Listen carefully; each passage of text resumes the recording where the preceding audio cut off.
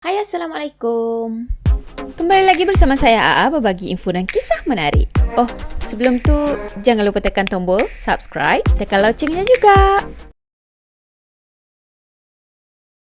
Okey, video seram kita pada kali ini, saya nak ceritakan 5 kisah seram yang pernah berlaku di hospital. Jadi kisah ni sebenarnya saya ambil daripada sumber internet dan insyaAllah saya akan tinggalkan link dekat ruang description di bawah. Jadi dah sedia? Jom kita mula. Kisah yang pertama ni berlaku dekat salah seorang hamba Allah yang mana kita akan bagi nama gelaran dia sebagai Kak Ila. So nak dijadikan cerita, Kak Ila pada masa tu dia bersalin anak ketiga tau. Dan dia bersalin dekat sebuah hospital kerajaan. Katanya macam biasalah dia akan minta first class bedroom yang boleh duduk sorang-sorang je dalam bilik tu. Dan dia nak bilik tu dengan kipas, bukannya aircon.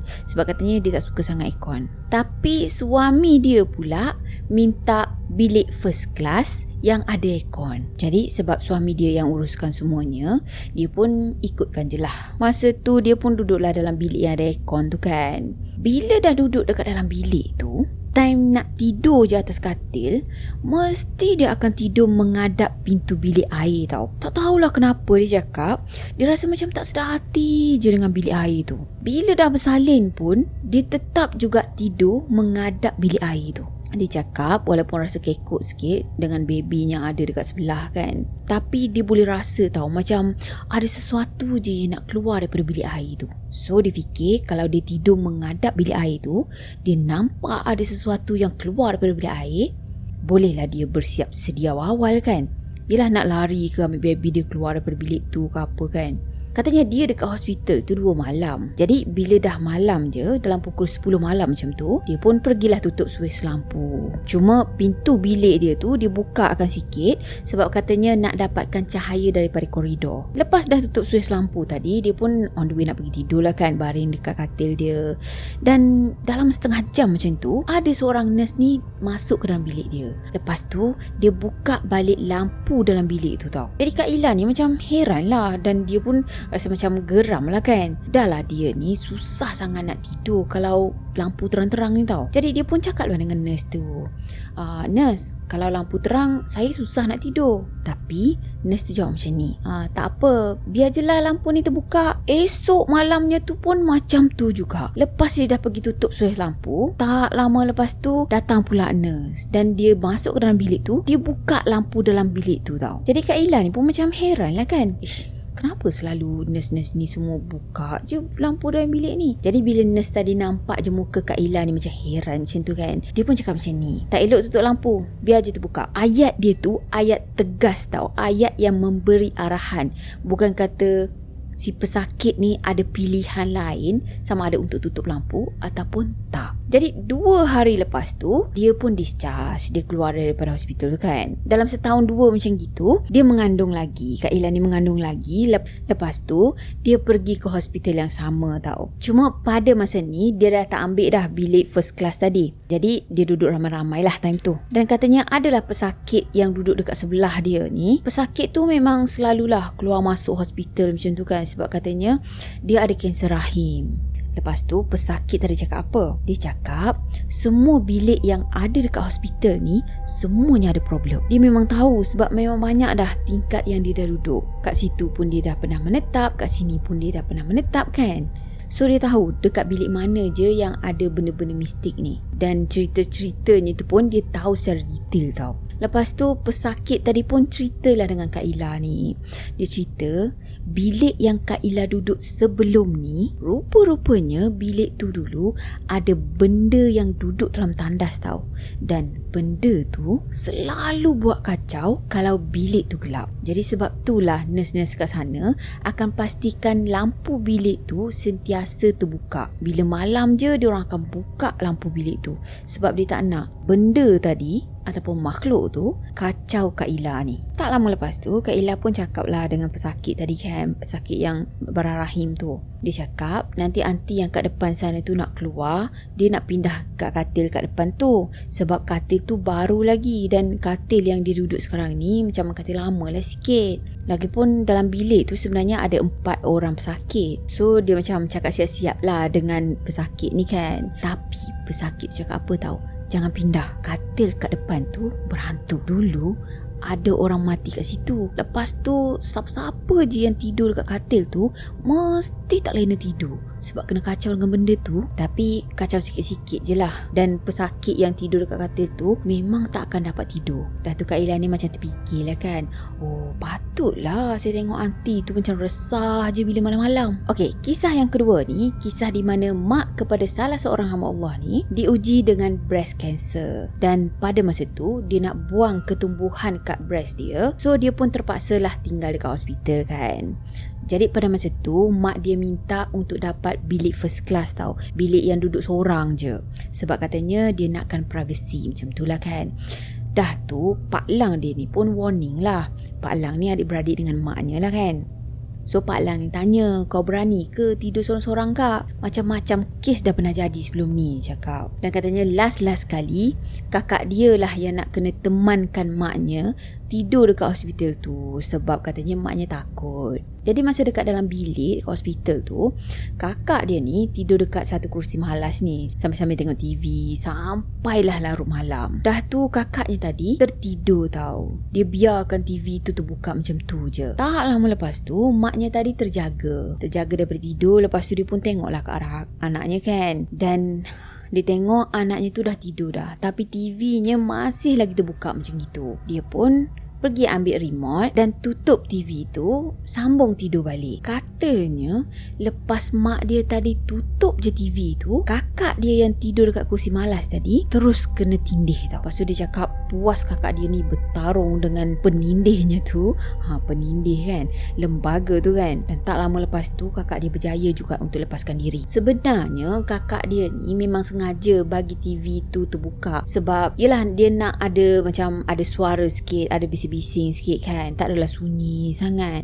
Jadi dah terlepas daripada kena tindih tadi, kakak dia bangun, lepas tu pergi on balik TV tu. Betul jugalah kan, daripada rasa sunyi je, lebih baik ada macam ada bunyi-bunyi sikit. Dan tak lama kemudian maknya terjaga lagi tau. Maknya tengok TV tu masih lagi on. Lepas tu maknya macam bebel lah kan, budak ni, aku dah tutup dah tadi, apa salah lagi buka balik? Mak cakap macam tu tau.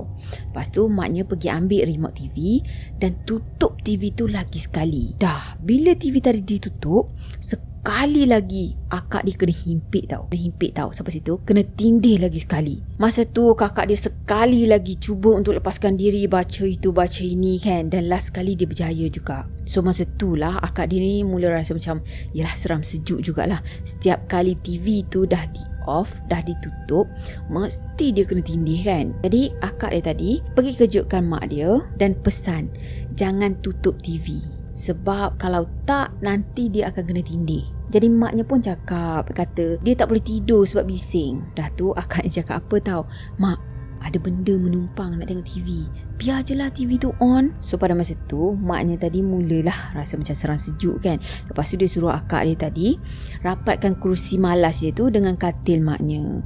Jadi katanya sepanjang malam tu dia orang berdua ni tak boleh nak tidur lena tau. Esok paginya tu dia dan juga ayah dia ni datang melawat. Jadi masa itulah mak dia ceritakan yang semalam masa dia cuba untuk tidur, kan anaknya tadi dah rapatkan kursi malas dengan dia kan. So masa tu dia nak cuba tidur, dan masa dia nak tidur tu dia dapat rasa tau macam ada orang tengah duduk dekat hujung katil dia. Kan kalau kita tidur ada orang datang lepas duduk hujung katil ke ataupun berjalan dekat atas katil ke, kan kita boleh rasa kan pergerakan tilam tu semua kan. So maknya rasa ada orang tengah duduk dekat hujung katil dia. So dia pun macam buka lah mata sikit kan nak tengok kan. Dan masa tu tahu dia nampak apa? Dia nampak ada seorang perempuan pakai baju putih, berambut panjang, tengah khusyuk je tengok TV tau. Jadi memang betul lah kak dia cakap ada benda nak tengok TV. Jadi biar je lah TV tu buka kan. Kalau tak nanti kan kena lagi. Jadi kakak dia pun ceritalah juga yang pengalaman dia pula semalam kan. Kakaknya cakap dia ada nampak kelibat putih yang berjalan dari bilik air tembus ke bilik sebelah. Dah tu akaknya tengok channel dekat TV tu bertukar sendiri tau. Bila masa dia tekan remote pun tak tahulah. Jadi Pak Lang dia cakap nasib baiklah gangguan tu semua tak teruk sangat. Sebab ada pesakit sebelum-sebelum ni pernah kena lebih teruk lagi daripada tu. Okey, kisah yang ketiga ni kisah pengalaman seram daripada salah seorang nurse dan kita namakan dia sebagai No. Jadi pengalaman seram ni dia sendiri yang alami masa dia bertugas dekat sebuah hospital. Katanya waktu mula-mula kerja dulu, dia kena kerja dekat ward VIP tau. Dan selalu jugalah dia dapat shift malam. Dah tu kalau shift malam je, dia akan bertugas 2 orang je. Satunya misi, satu lagi pembantu misi. Nak dijadikan cerita, ada satu malam tu, patientnya tak ramai, 2 orang je. Dan dia orang pun ada dekat bilik masing-masing. Kiranya kalau dah VIP tu kita boleh bayangkan lah kan. Biliknya tu sebiji macam hotel tau. Jadi No tadi lepas dah buat kerja semua, dia pun pergilah duduk dekat kaunter sana, duk tulis report, selesaikan apa yang patut. Katanya kaunter tu ada dekat tengah-tengah ward dan menghadap bilik-bilik pesakit yang lain. Jadi masa dia tengah khusyuk menulis report tadi, dia ada perasan tau yang pintu dekat bilik depan dia ni terbuka. Bila dia angkat muka nak tengok, kok lah ada pesakit yang nak keluar ke apa kan. Dan pintu tu boleh tertutup balik tau. So No ni macam tak nak fikir panjang lah kan, tak nak fikir pelik-pelik. Dia buat je. Yelah dia fikir manalah tahu kok ada pesakit yang saja nak main pintu ke apa kan. Jadi dia pun sambung balik buat kerja dia, tulis report, siapkan report tu. Tak lama lepas tu pintu tadi terbuka lagi sekali tau. Dan bila dia dongakkan kepala, tengok ke arah pintu tu, boleh pula pintu tu tertutup balik. Katanya kejadian yang sama berulang 2-3 kali. Tapi dia masih juga duduk dekat situ, tak bangun pun daripada kaunter tau. Dia hanya tengok je. Yelah, sebab pada masa tu pun dia tak rasa lagi ada apa-apa benda yang pelik, benda-benda yang mistik macam tu kan. Dan dia sendiri pun tak terfikir kata itu adalah sesuatu gangguan yang mistik. Jadi tak lama lepas tu, mungkin sebab yelah dah buka pintu macam gitu, dia tak layan kan. Si No ni tak layan sangat benda tu. So benda tu boleh pergi hampas pintu dengan kuat-kuat tau.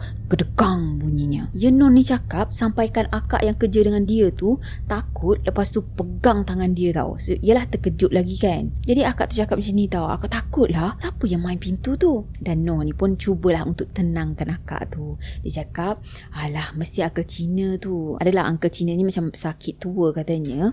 Mungkin dia nak sesuatu kot. Jomlah kita pergi tanya dia. Macam gitu kan. Jadi No tadi pun pergilah ketuk pintu bilik pesakit tu. Masuk-masuk je ke dalam bilik tu, uncle tadi terus tanya tau, "Misi, anak apa yang main-main dalam bilik saya malam-malam ni? Banyak bising oh. Buka tutup pintu, nak tidur pun tak boleh," dia cakap. So No ni pun heran lah kan. Dan time tu lah diorang berdua ni meremang berderama. Yelah pertama sebab mana ada budak-budak dalam ward ni. Pesakit kanak-kanak pun tak ada tau. Dah tu masa dia duduk dekat kaunter tu pun dia tak ada nampak langsung ada budak-budak yang masuk. Sepatutnya kalau betul lah ada budak-budak yang masuk, memang budak-budak tu akan lalu dekat depan dia tau. Sebab kaunter dia tu ada kat tengah-tengah. Dan yang kedua pula, tak mungkin Uncle Cina tadi bangun lepas tu main-main pintu. Sebab uncle tu sebenarnya dia dah lumpuh dah daripada pinggang sampai bawah. So pada masa tu, masa dia duduk tengah fikir-fikir penjelasan yang agak logik macam itulah kan, dengan apa yang dah berlaku sekarang ni, tiba-tiba je loceng nurse berbunyi tau. Ya macam pesakit panggil nurse macam itulah kan, dia tekan loceng tu. Jadi pada masa tu dia pergi tengok, rupa-rupanya pesakit dekat bilik hujung panggil dia orang. Jadi dia pun suruhlah pembantu dia ni untuk pergi cek keadaan pesakit tu. Bila pembantu dia dah masuk ke dalam bilik pesakit tadi, dan tak lama lepas tu dia keluar. Jadi No tadi pun tanyalah pembantu dia, kenapa? Pesakit tu nak apa? Macam tu kan. Dan pesakit tu sebenarnya perempuan, seorang perempuan, dan dia sendiri pun tak boleh nak bergerak juga, lumpuh. Pesakit tu minta dia untuk temankan dia tidur pada malam tu sebab pesakit tu takut.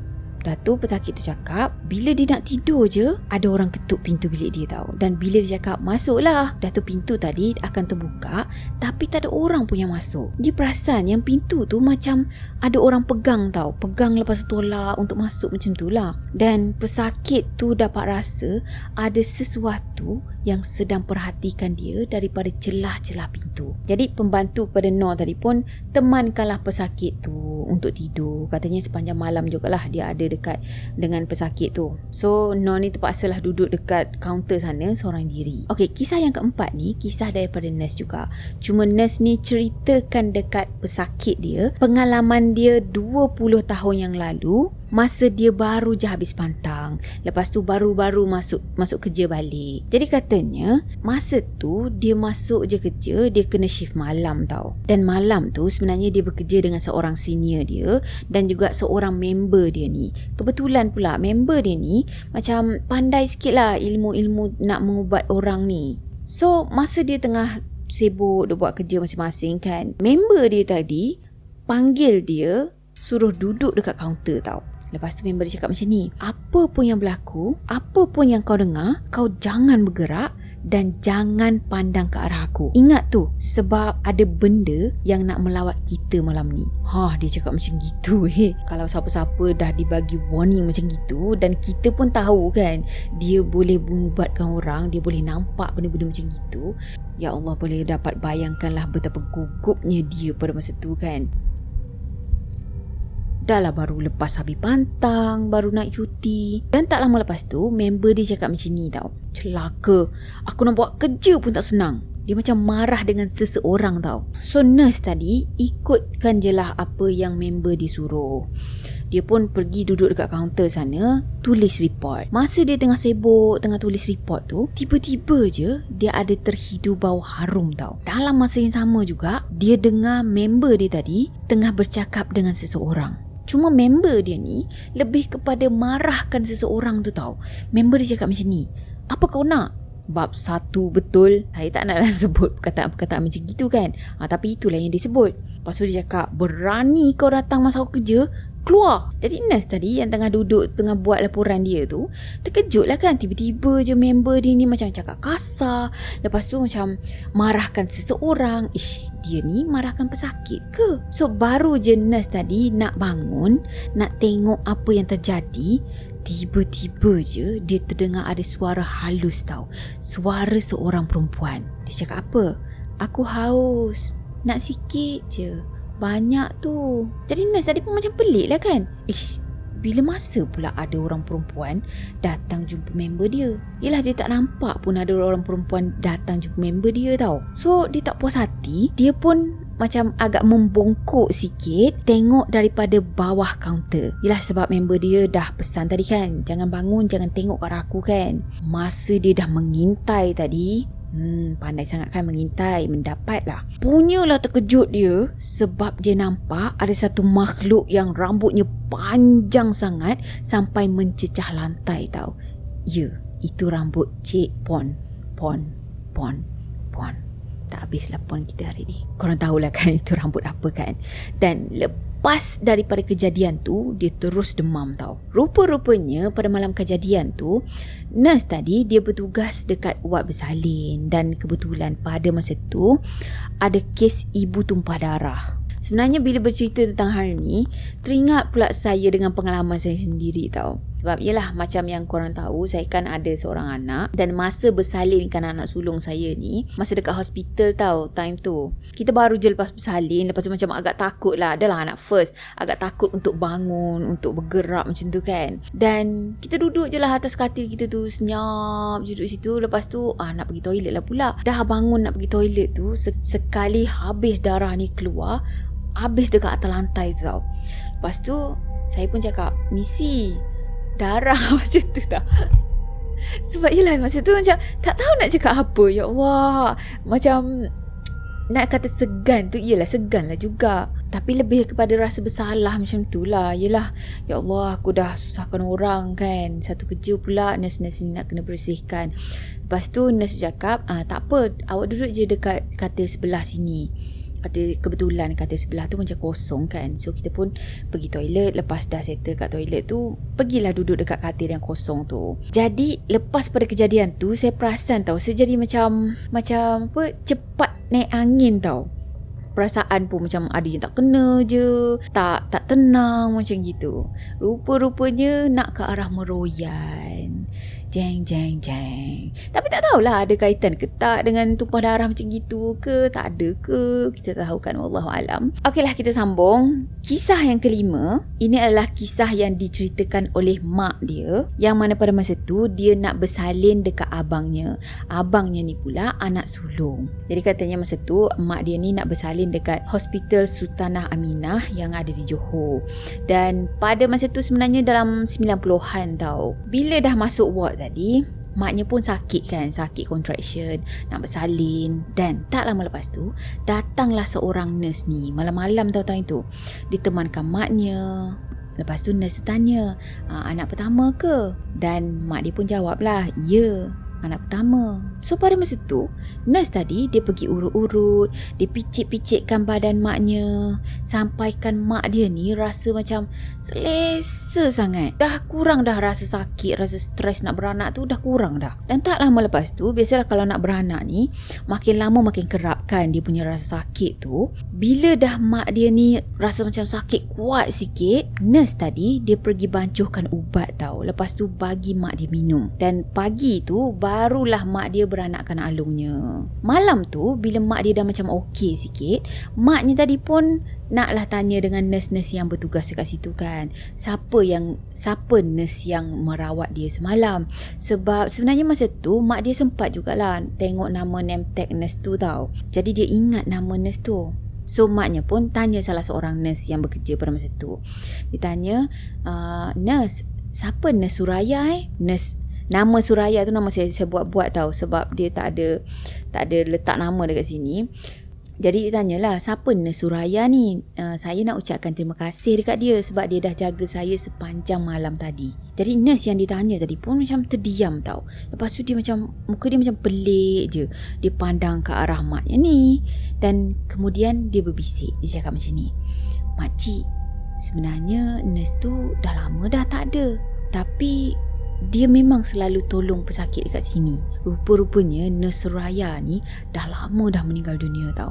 Cuma kadang-kadang tu dia akan muncul dan tolong pesakit-pesakit dekat situ. Agak krik-krik lah juga kan. The end.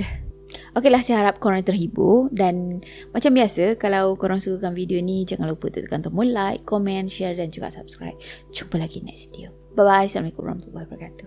Bye-bye.